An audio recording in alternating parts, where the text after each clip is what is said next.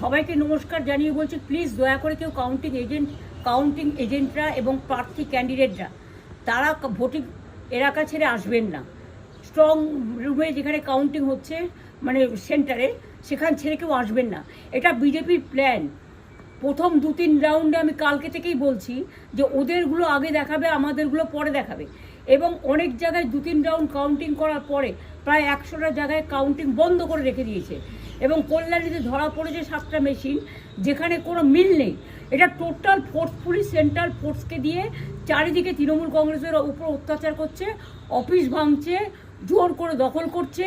SIR নামে আপনারা দেখেছেন ভোট লুট করেছে যাতে যে সিটগুলো জিততে পারে।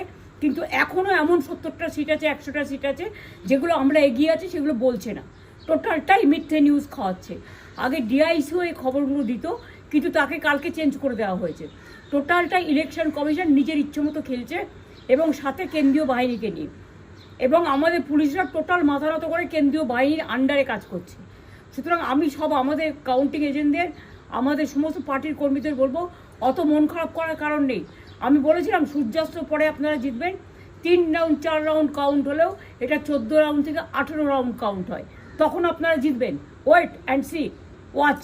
আমরা সবাই আপনাদের সাথে আছি, আপনারা কেউ ভয় পাবেন না, নিশ্চিন্তে থাকুন। আমরা বাঘের বাচ্চার মতো লড়াই করে যাব।